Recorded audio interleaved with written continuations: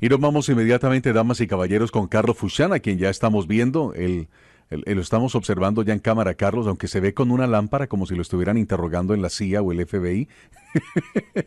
¿No es cierto, Carlos? Se ve así con la lámpara No, tampoco. que se ve. Un poquito, ya movió la lámpara, Ahora ya sí está. movió la lámpara, porque queda como si estuviera en un interrogatorio. Y no, no, tampoco es un interrogatorio, es una entrevista nada más.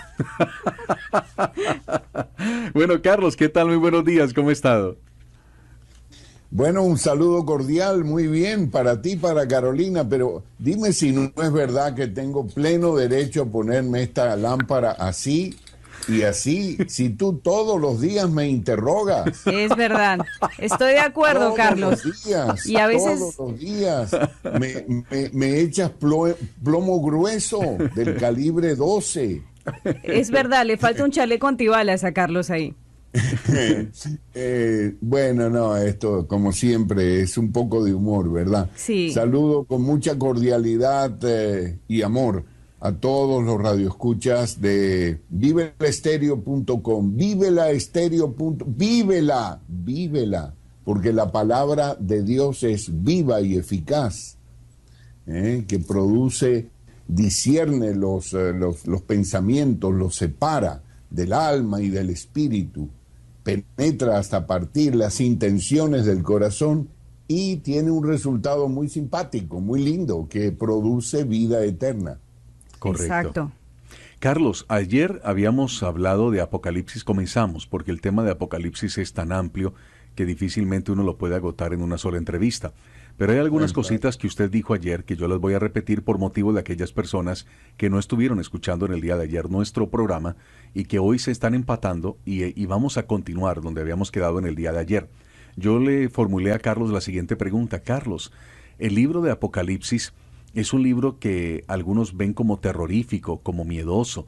Hay gente que dice, no, yo me prefiero leer un salmo bien bonito y no el Apocalipsis con esos terremotos y pestes y muertes. E inclusive la palabra Apocalipsis ha venido a significar algo así como terrorífico o terrible, ¿no? Entonces el Apocalipsis. Y cuando se dice eso en un titular de un periódico, la gente dice, ¿qué habrá pasado? ¿Algún incendio, un terremoto, alguna cosa terrible?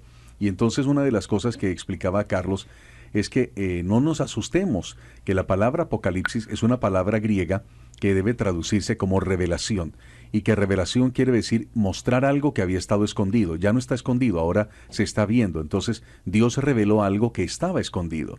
Luego lo que nos dice Carlos es, fíjense en lo otro, es muy importante entender a quién está dirigido Apocalipsis, el destinatario primario, porque Carlos ha dicho, la Biblia toda es para nosotros. Dios no nos dice, te mando un tercio de Biblia, o te mando solamente del libro tal al libro tal, no, es toda.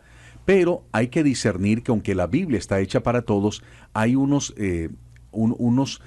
primarios, unos receptores primarios, entonces destinatarios. Entonces la epístola a Timoteo no se la mandaron a Pedro, no se la mandaron a Juan, era a Timoteo y le mandaron 2 epístolas.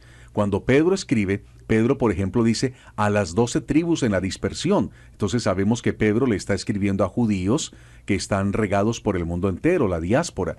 Y cuando Mateo Mateo no dice exactamente para quién, pero sabemos que es un evangelio para judíos. Pero hay un destinatario primario, Lucas. En el caso de Lucas, sí. Lucas escribió el evangelio de Lucas y le está mandando ese evangelio a un hombre muy importante al parecer porque le dice excelentísimo Teófilo. Entonces, ¿quién es el destinatario primario? Teófilo. ¿A quién le mandó el evangelio de Lucas? A Teófilo. Y cuando escribe Hechos se lo mandó a él. Entonces, lo que quiero dejar en claro es que Carlos ha enfatizado que hay un destinatario primario. Y ese destinatario primario en Apocalipsis no son los cristianos, no somos nosotros los cristianos, los que pertenecemos a la iglesia de Jesucristo. Y él dice, eso es importante entenderlo, Apocalipsis no es para la iglesia cristiana. Cuando el Apocalipsis se esté cumpliendo, los cristianos no van a estar aquí. Otra cosa que enfatizó Carlos y que la aclaró en el día de ayer, es que el Apocalipsis es una revelación que se le da al apóstol Juan no en calidad de hijo de Dios o amigo de Dios, sino como siervo. Y uno dice, ¿y cuál es la diferencia? Porque yo le pregunté a Carlos, el apóstol Pablo dice que es siervo de Jesucristo. Dice, sí, pero es una autodenominación. Él se clasifica como siervo en un sentido moral, en un sentido ético, en un sentido de subordinación a la voluntad de Dios, porque él dice somos esclavos, pero esclavos ¿en qué contexto? En el contexto de que nos sometemos a la voluntad de Dios, obedecemos a Dios, nuestra vida pertenece completamente a Dios, pero a nivel del estatus que tenemos en cuanto a relación, hemos pasado de no ser hijos, de ser hijos de desobediencia, a ser hijos, y eso lo aclara Juan. Juan en el capítulo 1 dice que el que le recibió, el que cree en su nombre, ha venido a ser hecho hijo de Dios, o sea que no lo éramos, ahora es que somos hijos de Dios, y no perdemos ese estatus, esa dignidad. Entonces, cuando él escribe Apocalipsis, él ya no está hablando de que somos hechos hijos de Dios o que somos amigos de Dios, sino que lo recibe en calidad de siervo. Y lo que quiere decir es que él como siervo, y no como hijo, está presenciando lo que Dios le está mostrando como en una película que va a acontecer 20 o 21 siglos después de él. Entonces él de repente se ve allí, ya no como el escritor de las 3 epístolas o del Evangelio de Juan, sino como un siervo, y está viendo esa revelación. Inclusive, al despedirse ayer, Foucham nos hizo leer en Juan cuando Jesús le dice a Pedro, le dice, mira Pedro, si yo quiero que Juan quede vivo hasta que yo regrese, ¿a ti qué?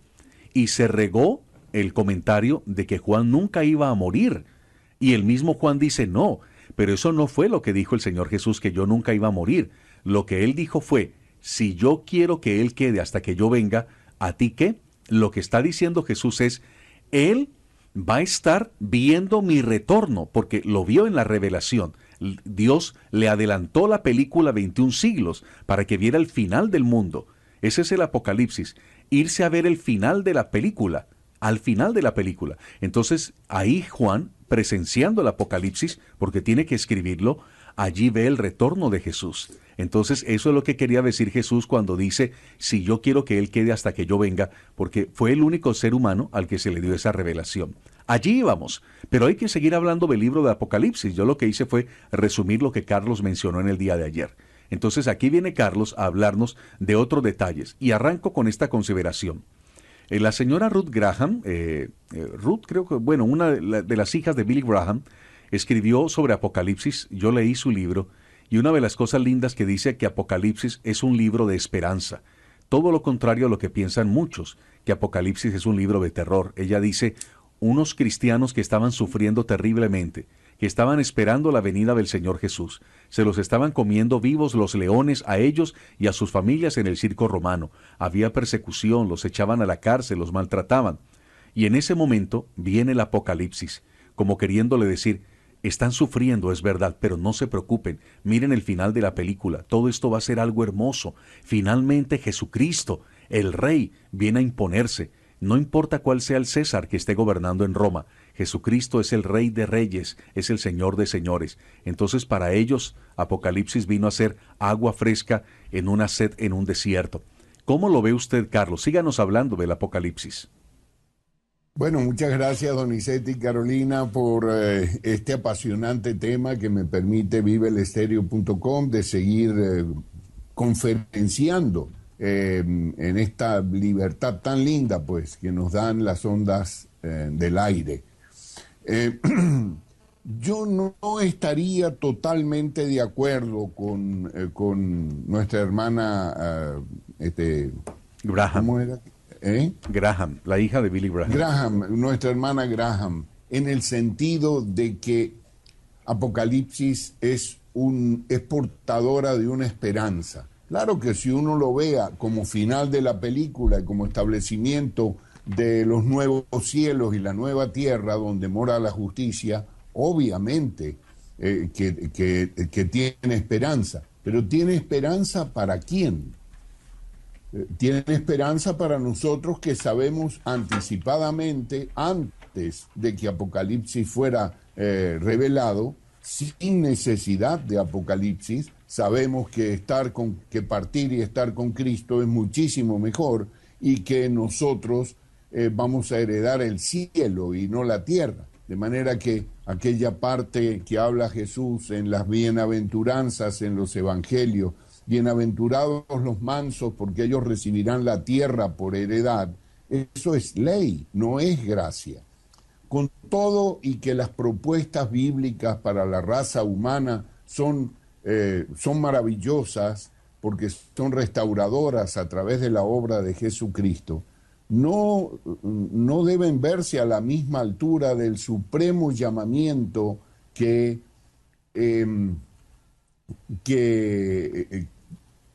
representa, que está representado en los hijos de Dios.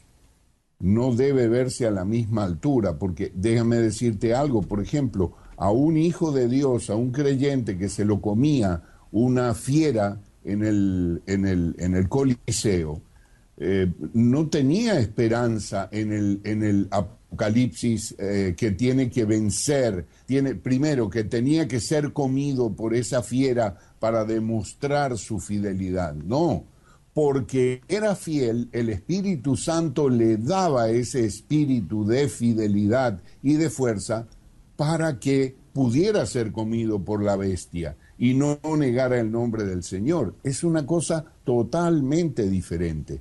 Y él, ese creyente, una vez comido por las fieras, una vez que su sistema sanguíneo pues se extingue y que se produce la muerte, está de inmediato en la presencia de Cristo, lo cual es muchísimo mejor, no solamente que estar siendo comido por una bestia, sino que estar disfrutando de todos los beneficios de una vida placentera en la tierra.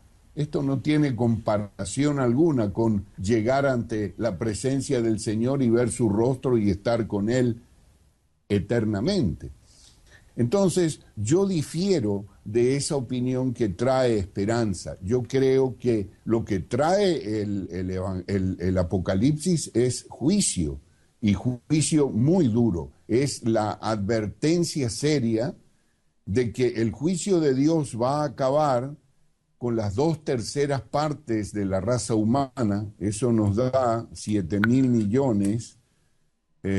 Si tienes una calculadora allí, lo divides por el 66%, 7.000 millones, y te debe dar cerca de 5.000 millones de personas. Ahora, tú me dices cómo es posible que se mueran 5.000 millones de personas en el Apocalipsis.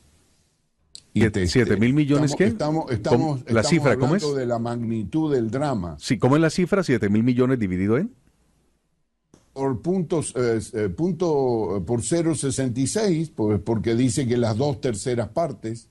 Por punto 66 da 44.000, debe haber que hay muchos ceros, 1, 2, 3, 1, 2, 3. ¿Cuánto? Da 462 y ahí vienen todos los ceros, sería 4.620 millones. 4.620 millones de personas. Eso es lo que dice más o menos, ¿no? La palabra. Ahora, fíjate tú que la Segunda Guerra Mundial, creo que murieron, no sé si 60 millones de personas. Sí. Y estamos hablando de 4.620 millones de personas. Estamos hablando de una gran cantidad de muertos. Solamente en el valle de Armagedón dice que la sangre va a llegar a la brida de los caballos. Una brida de un caballo tiene 1,80 m más o menos. Y se va a llenar ese valle de sangre. Y es un valle grandísimo. Vemos allí muertes que van a suceder por condiciones atómicas, de que la gente se va a consumir las carnes estando ellos parados, se van a consumir las cuencas, van a quedar pues esqueletos. Entonces vemos dramas terribles, de juicios terribles. Los hombres dicen que buscarán la muerte y la muerte huirá de ellos. ¿Cómo es posible que a alguien que está parado, Carlos, las carnes, todo el cuerpo se le va y queda el esqueleto? Esto fue parecido a lo que alguna vez el doctor Ricardo Cerny, experto en hebreo, nos hablaba acerca de la explosión atómica que hubo en Sodoma y Gomorra, y cómo la esposa de Lot, el verbo que está en hebreo, no es que fue llevada por la explosión, sino que ella fue barrida, que es lo que dice en hebreo, que es lo que sucede cuando hay esas explosiones atómicas que hace una barrida. ¿Sería eso?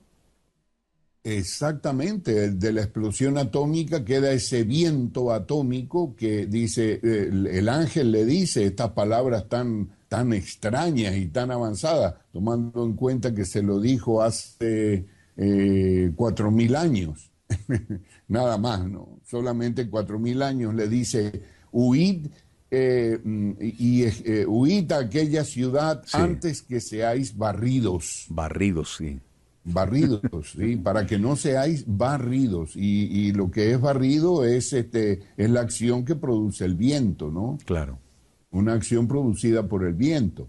De manera que aquí estamos hablando de cosas sumamente graves y enormes. Entonces yo veo muy poca esperanza. Primero que la palabra esperanza no está en Apocalipsis.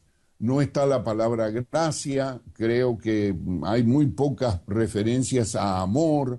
O sea, las palabras de vocabulario del Apocalipsis, que está hecha, por cierto, con 888 palabras de vocabulario, el libro de Apocalipsis, es una nota preciosa que el hermano Iván Panin logró establecer a mediados del siglo XX, hablan de cuestiones de juicio, de cuestiones de obras. Es una obra mediante la cual está relacionada con las palabras de Jesús como hijo del hombre, no como hijo de Dios.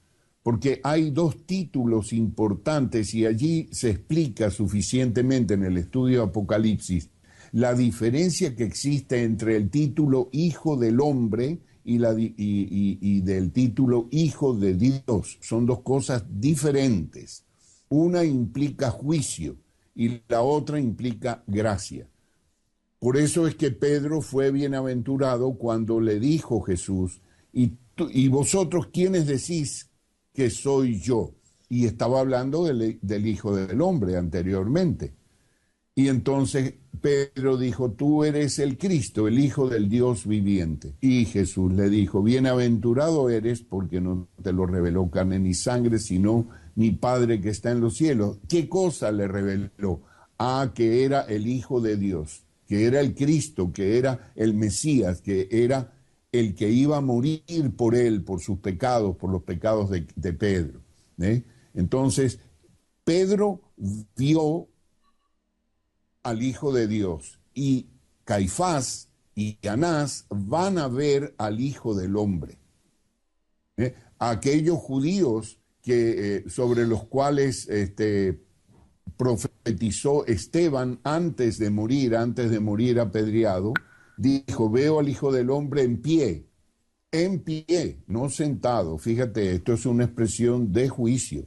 Entonces, aquí se retoma esa visión del juicio inmanente y dice el apóstol, el siervo Juan, dice, y vi yo a uno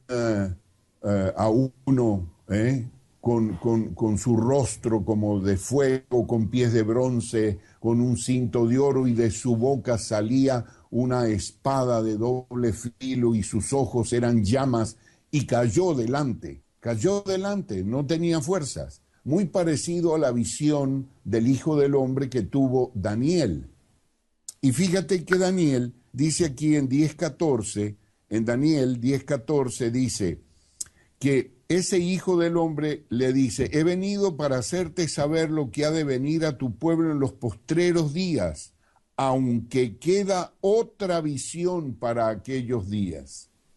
Fíjate qué cosa interesante cómo está esto en Daniel, que fue profetizado, no sé si 500 años antes o 400 años antes de la cita que mencioné ayer al final del Evangelio, según Juan, y dice, he venido para hacerte saber lo que ha de venir a tu pueblo en los postreros días, aunque queda otra visión para aquellos días. ¿Cuál es esa otra visión? Pues ni más ni menos que Apocalipsis, porque la visión que tuvo Daniel y la visión que tuvo Juan fueron muy parecidas. Si ustedes las comparan versículo por versículo, van a hallar una similitud asombrosa. Y es que es este mismo Hijo del Hombre, porque el título Hijo del Hombre está relacionado no con la gracia de Dios, sino con el juicio de Dios. Perdimos el audio. Carlos, ahí se me quedó Carlos. Carlos, entonces, bueno, yo encontré, estaba recordando aquí en Facebook el libro de Anne Graham Lotz, que escribió La visión de su gloria, que fue la pregunta que yo le hice de un libro de esperanza. Está usted hablando de hechos terroríficos, de catástrofes, de cosas terribles que sí tiene el libro de Apocalipsis, la muerte inminente de millones de seres humanos por todas partes del mundo. Ahora, hablemos entonces del propósito del Apocalipsis. ¿Para qué el Apocalipsis, Carlos? ¿Qué debemos hacer nosotros con el Apocalipsis? Cuando lo estaba leyendo Calvino, Calvino dijo, yo no entiendo ese libro, incomprensible para mí. Imagínese un teólogo de los quilates de Calvino y dijo, yo no entiendo ni papa de eso. Entonces, ¿para qué el Apocalipsis? ¿Qué hacemos con ese libro?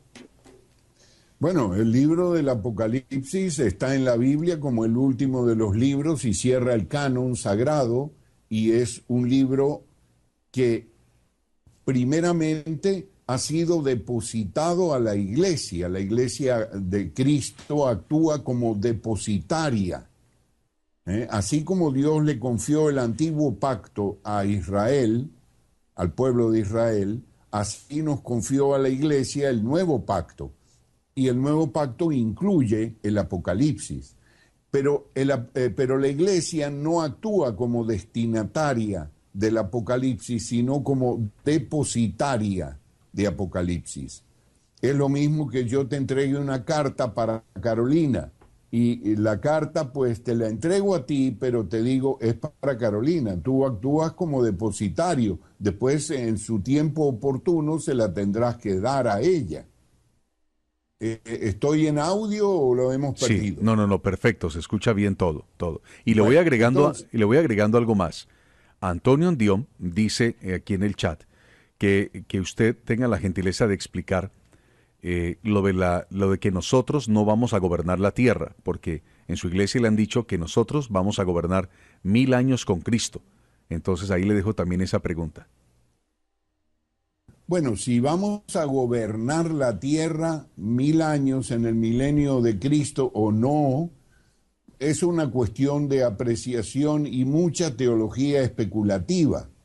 Yo lo que dije es que no vamos a heredar la tierra. Ya, listo. No vamos a heredar la tierra. A heredar la nueva tierra, porque nosotros somos del cielo.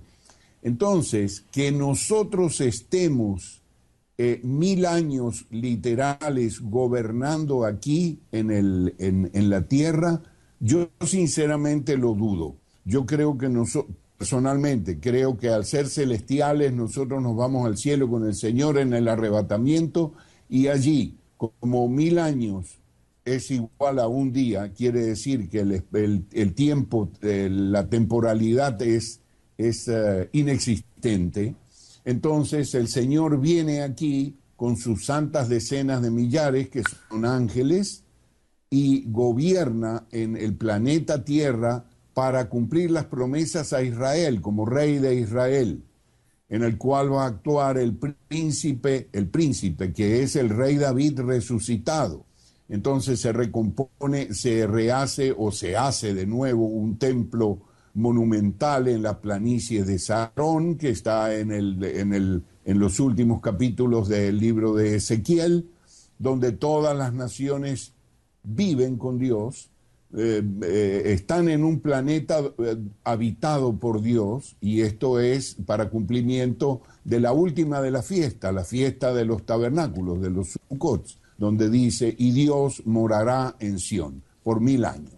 Entonces ese milenio mesiánico va a ser en función, es un milenio mesiánico político, podríamos decir, de Israel como nación, como cabeza del mundo, como cabeza de las naciones del mundo, donde Dios va a demostrar al mundo que ha amado, que siempre amó a Israel, que siempre lo amó. A pesar de haber sido muerto por ellos, Él va a demostrar fehacientemente que la autoridad recae sobre el pueblo de Israel. Ahora, la iglesia es otra cosa distinta. La iglesia va a juzgar al mundo, a los ángeles, y sus connotaciones son, y escala de valores son celestiales, no tienen nada que ver con cuestiones de la tierra terrenales. Esto es como yo pienso que va a ser. Pero definitivamente lo que sí hay prueba es que cuando Jesús dice los mansos heredarán la tierra, es que no puede referirse a nosotros porque eso es una ley. ¿Quién heredan la tierra? Los mansos. Que son mansos. No son los que han sido amansados, a no ser de que Él esté dispuesto a decirme que Él siempre fue manso de corazón y que nunca necesitó ser amansado por el Espíritu Santo. Entonces, eso ya es distinto, pero lo que nosotros somos en Cristo, somos un poco de ex pecadores, ex rebeldes, ex gente mala, hecha buena por gracia. Entonces, no podemos olvidar este tipo de condición natural, esencial, que teníamos y que tenemos. Bueno, nosotros Carlos, somos las estrellas sí, del cielo en multitud, no somos la arena del mar. enfoquémonos otra vez en el Apocalipsis. Usted había dicho, y yo lo saqué del tema, discúlpeme, el error fue mío, o la culpa. Usted había dicho, nosotros los cristianos somos depositarios del libro de Apocalipsis. Así como los judíos preservaron para nosotros el antiguo pacto, y ahora que ha venido Jesucristo, nosotros vemos el antiguo pacto a la luz del nuevo, para que la gente que no está muy familiarizada con la Biblia entienda mis palabras tan raras. Mire, doña Clotilde y usted, don Juan, que me está escuchando. El antiguo pacto lo tuvieron los judíos y lo conservaron sin darse cuenta que todo lo que estaba en el Antiguo Testamento de la Biblia antes de Cristo era anunciando Cristo. A tal punto que si alguien le pide a usted que resuma el Antiguo Pacto, que tiene 39 libros, a ver, doña Clotilde, dígame el resumen de los primeros 39 libros de la Biblia, que es el Antiguo Testamento, todo lo que se escribió antes de Cristo en la Biblia. ¿Cuál es el resumen? El resumen es este: Cristo viene, o el Mesías viene, eso es todo. Está anunciando la venida del Mesías. Entonces luego el Mesías viene, y ahí es donde se genera todo el Nuevo Pacto, el Nuevo Testamento. ¿Cuál es el resumen del Nuevo Pacto? Muy sencillo. Todo lo que dice la Biblia después de Cristo es, el Mesías ya vino. Eso es todo. Antes el Mesías va a venir y ahora ya vino. Eso es el resumen de la Biblia. Entonces ahora viene el Apocalipsis. Y de repente el Apocalipsis es incrustado en la Biblia, en un libro que nos está diciendo que ya somos vencedores, que somos salvos por gracia, que nos vamos para el cielo, que somos hijos de Dios, y de repente termina la Biblia con un libro que nos dice, al que venciere, si es que vas a vencer algún día, ¿qué tal que no? Y luego dice, siervos, y nos habla de ley, y nos habla de catástrofes y maldiciones, y decimos, pero ¿cómo es posible? Y ahí es donde Carlos viene y dice, un momentito, así como el pueblo hebreo guardó una parte de la Biblia para que se cumpliera en nosotros, y estaban anunciando la venida del Mesías, y no lo sabían, nosotros ahora les estamos guardando el Apocalipsis a los judíos, porque la iglesia cristiana se va a ir de este planeta, los cristianos nos vamos, y allí entonces vendrá el cumplimiento del Apocalipsis. Creo que hasta ahí lo resumí, ¿o usted quiere corregir algo? No, el resumen como resumen, lógicamente, está bien. Lo que pasa es que tiene otra serie de connotaciones, por ejemplo, y yo quisiera añadir dos más. Anuncia el Antiguo Testamento la venida de Cristo, el plan de redención, y también, aparte de otras cosas que por función del tiempo no podemos explicarlas todas, las cosas que sucedieron a Israel están escritas para amonestarnos a nosotros. Esto también es importante, porque si no, el mensaje del Evangelio pudiera ser resumido muy cortamente. No habría necesidad de una palabra tan extensa, claro, que cumpla casi 22.000 versículos. De los 30.000, 24.000 versículos de los 30.000 que tiene la Biblia. Entonces, lo que quiero decir es que primariamente es lo que tú has dicho, y después tiene una función secundaria entre varias otras secundarias, entre las cuales en el Antiguo Pacto está amonestarnos a nosotros mediante las experiencias de Israel. Y la otra es, en el nuevo pacto, lo que hizo Cristo, lo que va a hacer Cristo, porque todavía falta en Apocalipsis por hacer, pero en el mensaje a las 7 iglesias, en la parte inicial de Apocalipsis, hay ciertas recomendaciones para la iglesia de Cristo, nuestra iglesia, a través de estos 20 siglos. ¿Cuál Y recomendación? es algo maravilloso. ¿Cuál recomendación? Bueno, por ejemplo, las recomendaciones son a perseverar en amor, probar a los apóstoles que se llaman tales y no lo son, no soportar la doctrina de los nicolaitas, ¿Y cuál es esa? no comer de lo sacrificado a los ídolos, tener cuidado con Jezabel. Carlos, ¿cuáles son los nicolaitas? Los nicolaitas son todos aquellos que han convertido y transformado la forma cúbica de la iglesia en piramidal. Son todos, desde el Papa hasta Calvino, Lutero, todos los que nos imponen un líder, todos los que imponen una fórmula piramidal donde alguien manda y otros están callados, sujetos o pasivos. Esos son nicolaitas. Nicolaitas proviene de 2 palabras griegas, que es Nico, que es tener señorío, tener dominio, y Laos es pueblo. Entonces es ejercer un señorío sobre la grey. Ok. Entonces, todo esto que estamos viendo hoy en la iglesia profesante es una expresión máxima de lo que es la iglesia primitiva. No tenía líderes. Hablemos entonces de los dictadores espirituales o dictadores eclesiásticos. Exactamente, Bien. de dictadores que hacen todas las cosas ellos y pretenden que toda la audiencia esté pasiva, cruzada de brazos. Bien, Sí, entonces señor. esas son las recomendaciones que están para la iglesia. Bueno, Pero- una de ellas, la Ok. otra gravísima, es la que Pablo habla en 1 Corintios capítulo 10 sobre el sacrificio a los ídolos, de Sí. comer sacrificado a los ídolos. Entonces, eso también está en Apocalipsis y tenemos que tener cuidado con las fiestas idolátricas, entre las cuales está la Navidad. Entonces, son cosas muy fuertes. Bien, porque entonces- no podemos participar de la mesa del Señor y de la mesa de los demonios. Listo. Carlos, el tiempo se me ha acabado. Vamos a decir entonces lo siguiente a manera de resumen para el que recién llega a la sintonía. Apocalipsis no es para los cristianos, ¿correcto?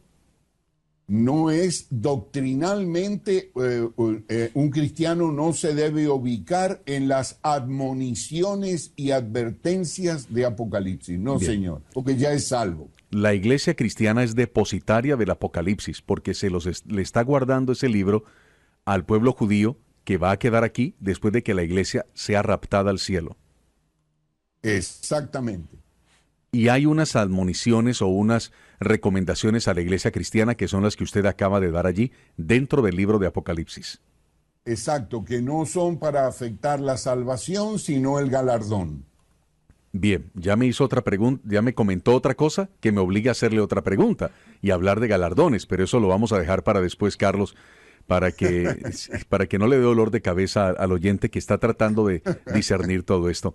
Carlos, gracias por habernos atendido. Un saludo fraternal para usted, para toda la familia, que disfrute muchísimo el almuerzo ahora y en Barcelona, España. Igualmente con tu desayuno, Donizetti, Carolina y todos los oyentes de vivelastereo.com. Hasta mañana, si Dios así lo permite. Hasta mañana, Carlos. Gracias.